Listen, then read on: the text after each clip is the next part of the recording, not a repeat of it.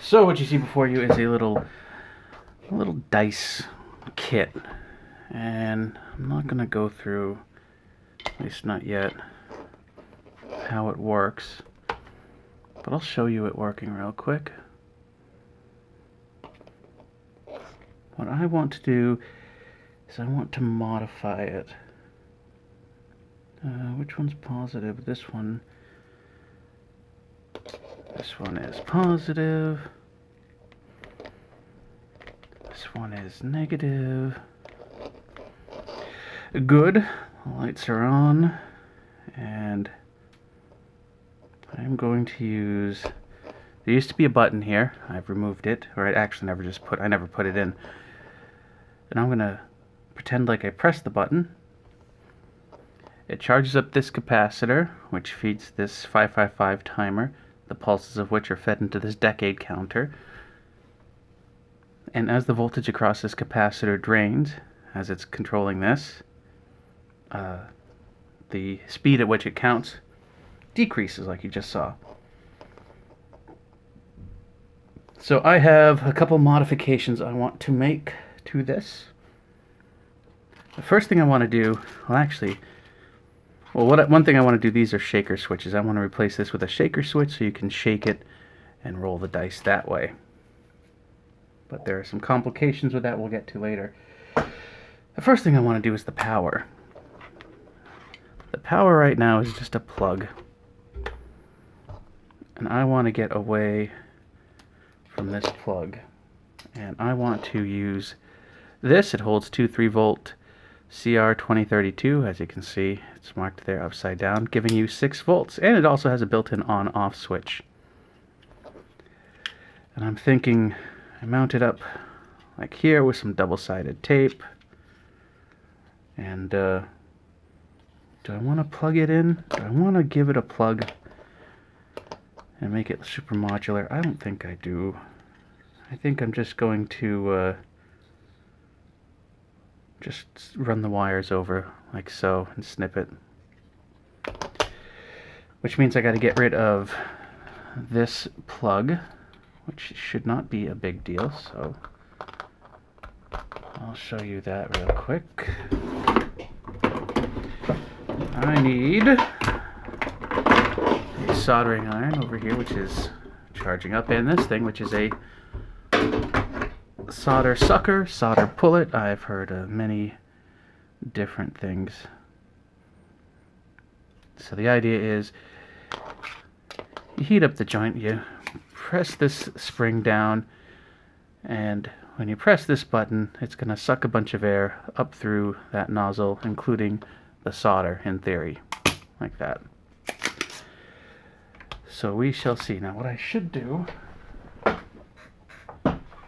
you know what, we'll just go with what we got here. I was going to say I should go find a something to hold the PCB. Alright, so it's these two guys right here up at the top. So we'll come in, heat up the joint, fire away, and I did not get a good hit there. That's okay.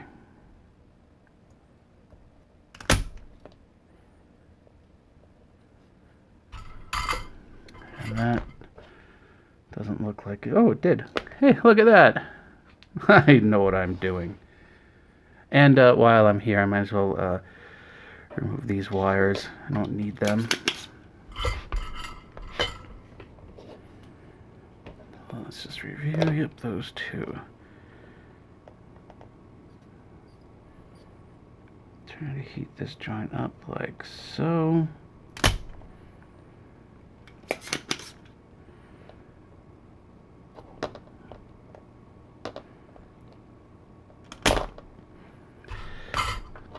What you can also do, see, this other wire is still stuck, and it's just heat up the joint and pull the wire out.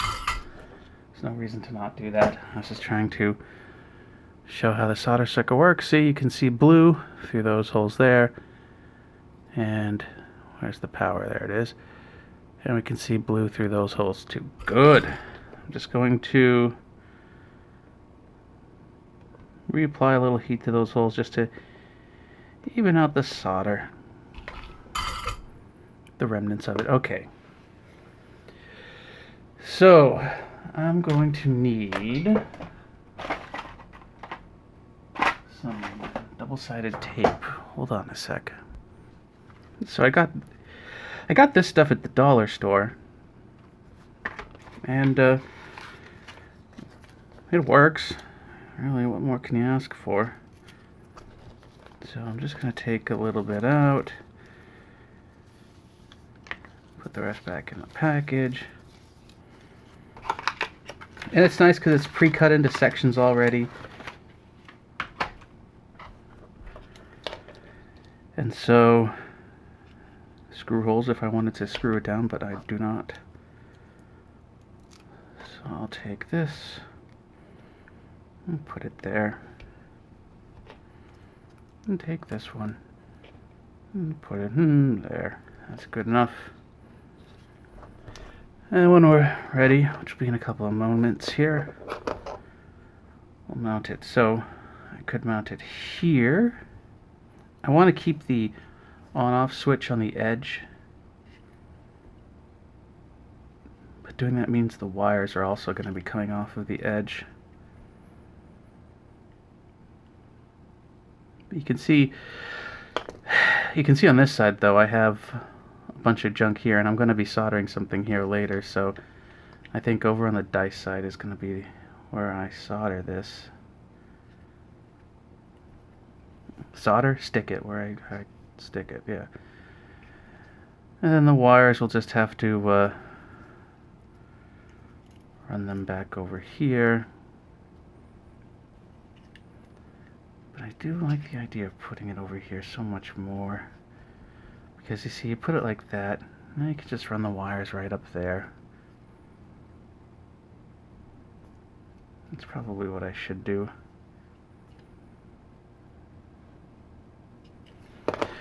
Which means I have to put the switch in first, because I don't want my soldering iron to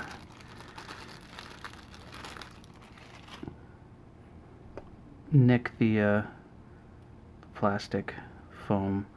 So you can see on these switches here, there's a very thin lead and a thicker lead, and that's annoying, but we'll live with it. So how do I want to mount this? I want to put it like that. But how do I want to shake it? Like that. So I should bend this over like this.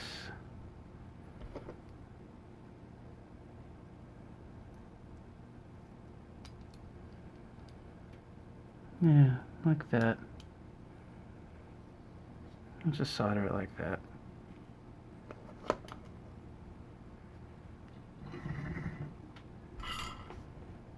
Go for the thick wire first. It can take a little more heat. So if I want to reposition the switch, I can. Which I do want to do a little bit of.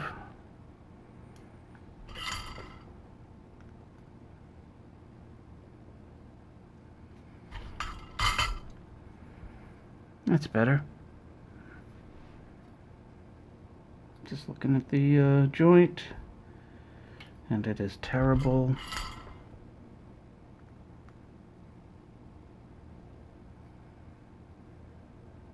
It really is. It's awful. Just flood the whole joint there. And I gotta redo that again because reasons.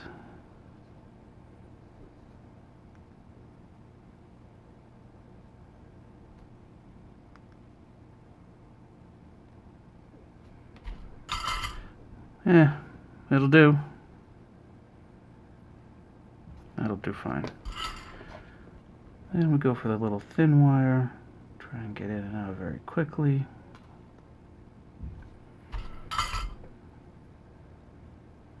Good. Now there's a complication with that, which we'll talk about later. A further mod to the adding the switch that I'm going to have to deal with.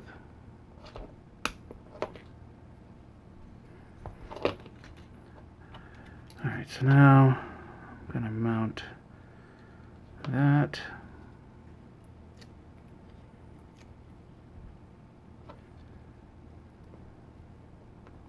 like so.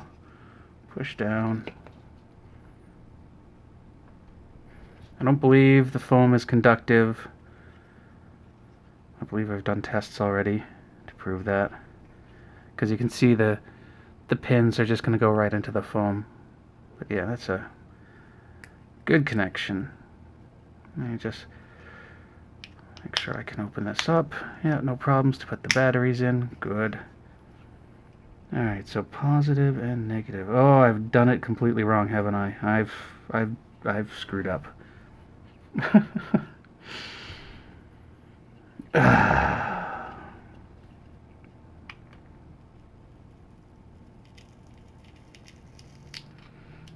Oh, that's the wrong side to come up.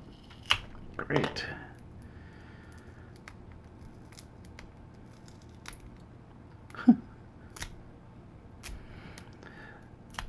Because the pad covers up the hole that I need to solder to. After all that speech earlier about the, being careful, and I was more concerned about the switch than I was this. All right, so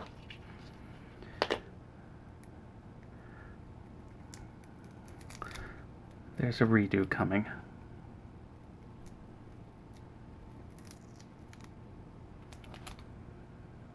Okay, so let's wire this up first. So it looks like I need maybe about that much wire. Go a little long on purpose, not a big deal. Break out the wire strippers because I am not adept at using side cutters like some people are. I want a little more meat. Again, I can trim this later after I solder everything, not a big deal. Good. And I'm going to do something I don't have to do. I seem to do that a lot, which is I'm going to pre-tin the wires so they stay together.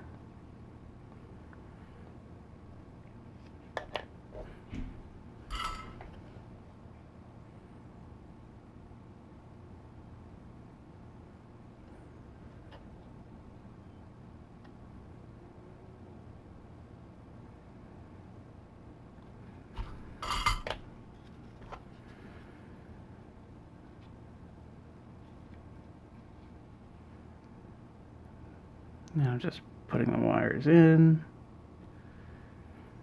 like so.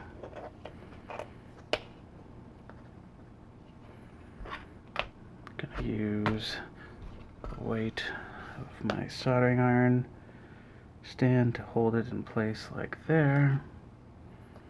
I'm putting a little tension on the wires here on purpose to sort of keep them pushed through the hole.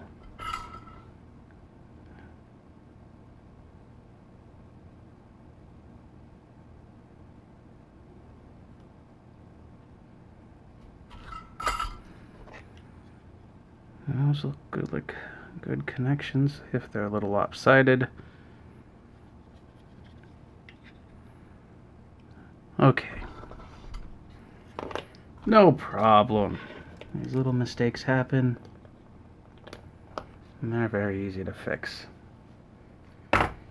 Bring back the dollar store tape. I'm just going to do this.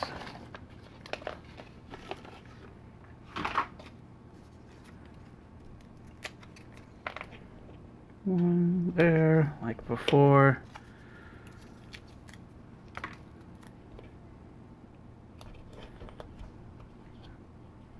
You've already seen me do this wrongly.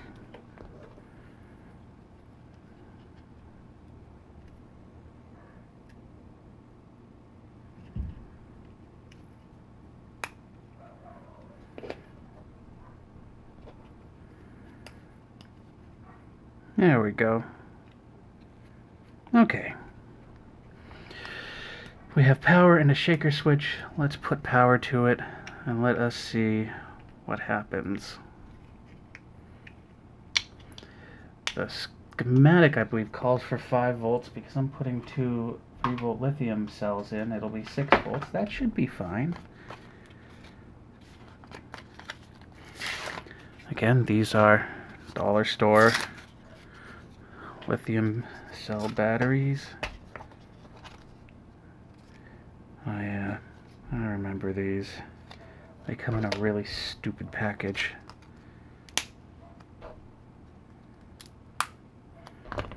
It's like sealed on both sides, so you gotta get your scissors out and go around to the edge.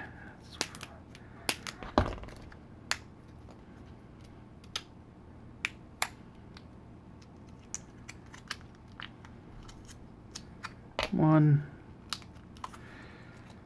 two, come on, there. And we gotta make sure we remove, yet more safety, these little stickers that tell you don't swallow them. That goes like that. That goes like that. Stay in your...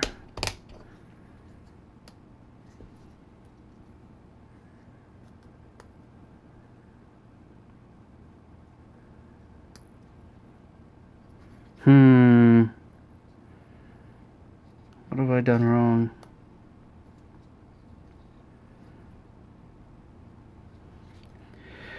What have I done wrong? Did I put the batteries in backwards? Batteries could also be dead.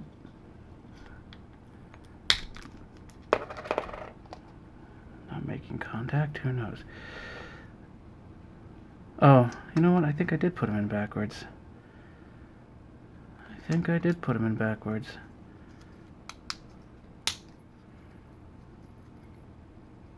Yeah, there we go.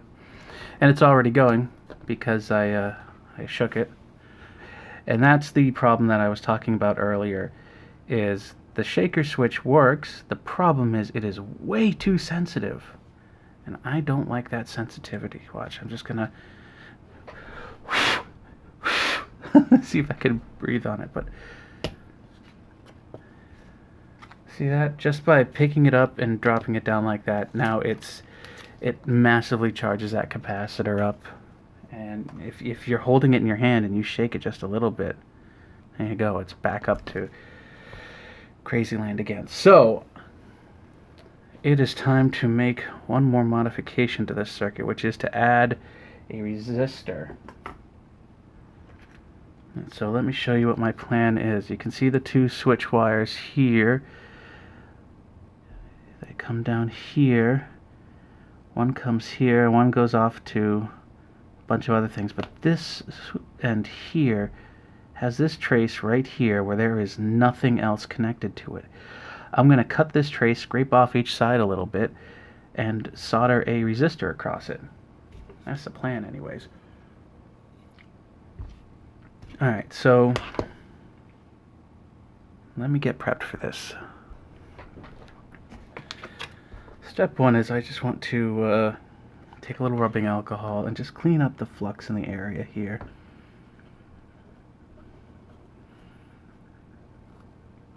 I want to have a relatively clean working area.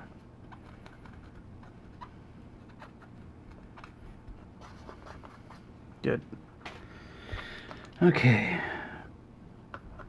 Step two is going to be to cut the trace, I guess. The problem is there's another tiny trace right next to it. And I really don't want to hurt that trace. So I'm going to try this little hobby knife here. And I don't just want to cut the trace. I want to dig out a little sliver of copper here.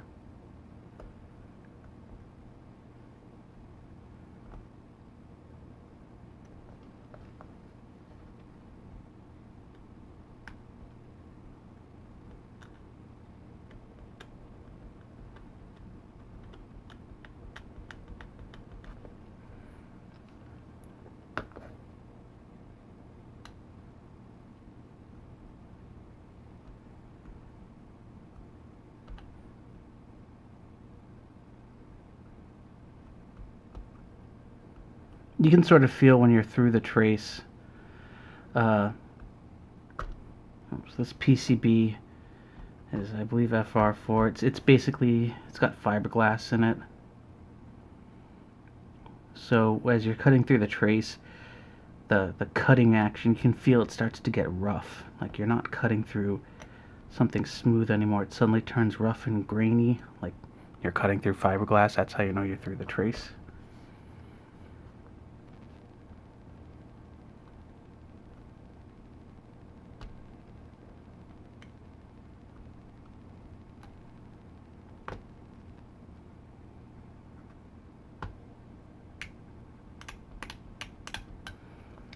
I don't do this very often, as you can probably tell. I should just get like a Dremel. I should. I'm pretty sure the trace is cut at this point.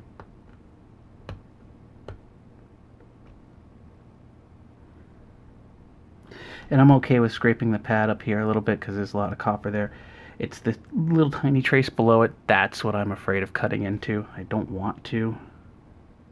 If I do, I could scrape it away and run some solder to rejoin it if the bottom trace gets cut. But I really would like to not have to do that.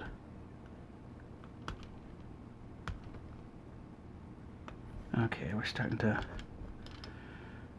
pick away at the copper there. Come on, there we go. I think I just got it. Nope, a little bit more.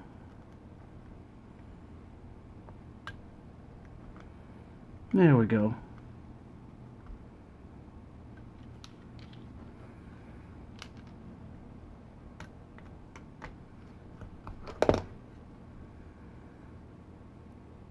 We have no copper. We have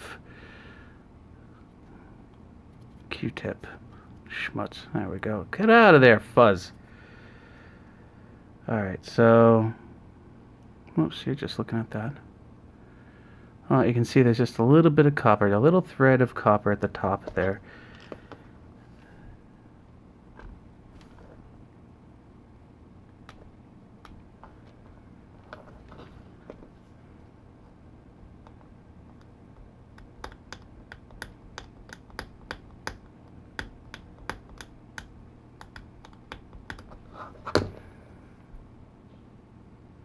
There, alright. I'm going to actually quickly wipe the area with a Q-tip again. A little rubbing alcohol on it.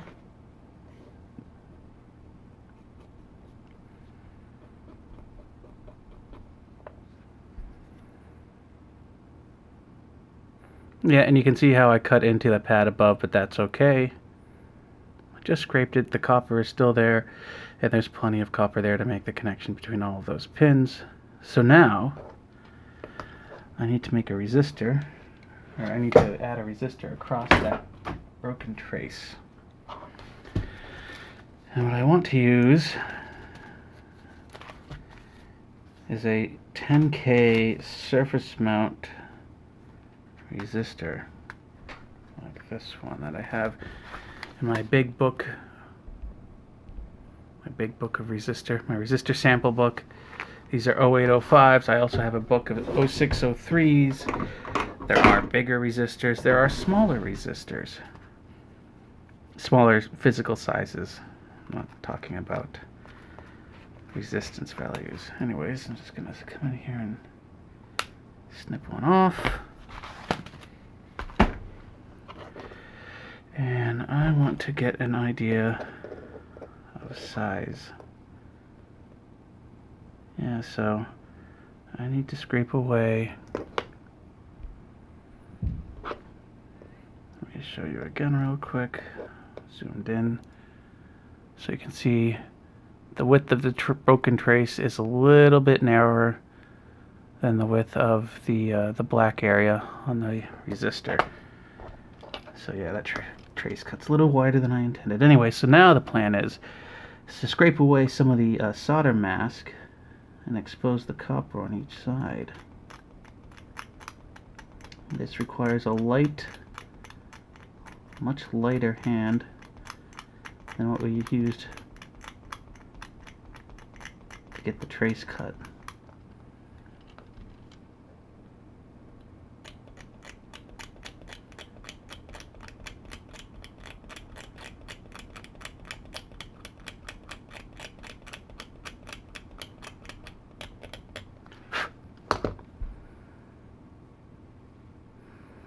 So you can see I now have exposed copper on both sides.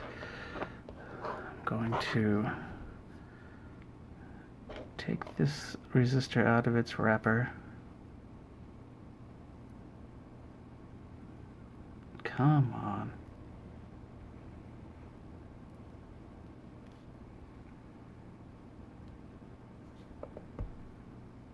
Oh, there it is. What I want to do, I want to quickly do a test fit here.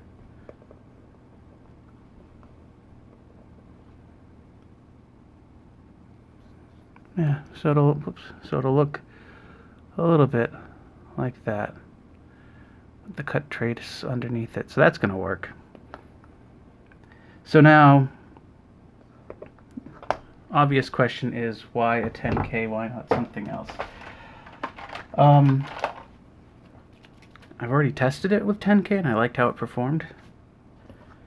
But a way you could test it real quick is I'm applying flux, by the way. This is going to help the solder flow a little bit better.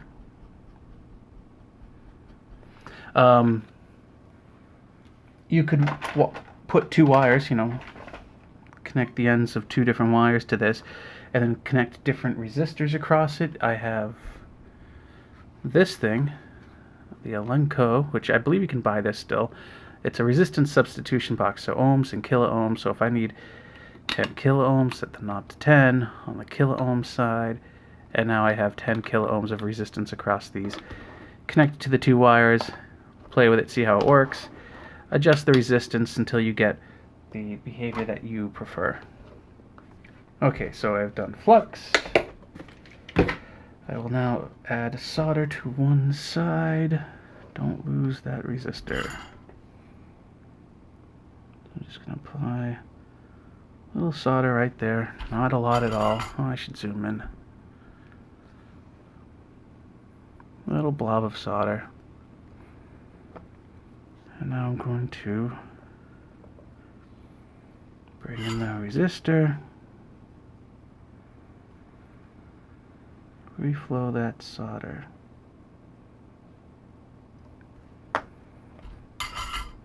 That should do it.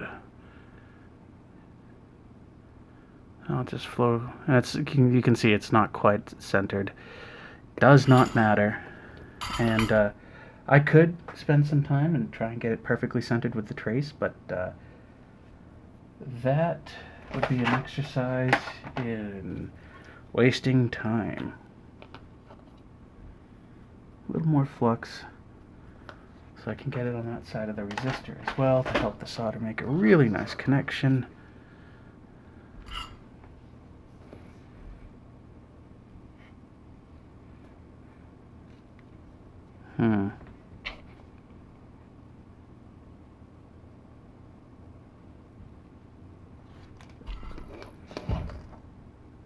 Reflow that. Reflow that. And we should now have a 10K resistor going across the cut I made in the trace. And so let's see it work. Let's zoom out and turn it on. Ready?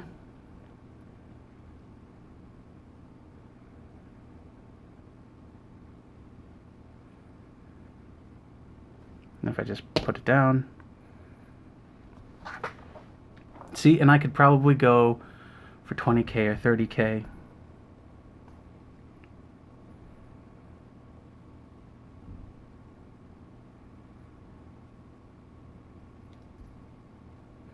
But what I like now is you can just tap it a little bit and get a short roll.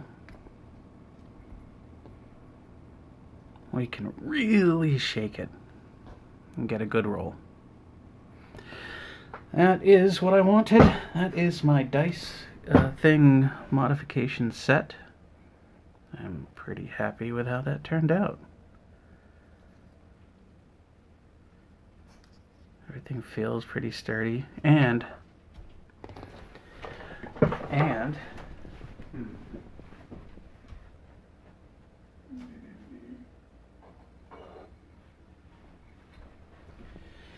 And it's going to have one feature that I am very happy about. That another chip I have. See, this is a Radio Shack dice kit. Now, it doesn't use a 555 and a CD4017, which I actually prefer that style. It uses a microcontroller. The problem is this thing does not have an off switch, and even though it's got a battery in it, the battery is completely dead. So I'm going to remove it before that does anything. But, so with this, I have an off switch. I like that so much more. Now I know that these batteries aren't going to be draining themselves trying to run a little microcontroller in sleep mode. Look at that. That works great. This, whoever designed this kit, and I got this kit off eBay, this is the mod to go for. This is, oh my gosh, everything's falling apart here on my desk. This is a mod I would strongly recommend you add to the kit. There you go. Modified electronic dice kit.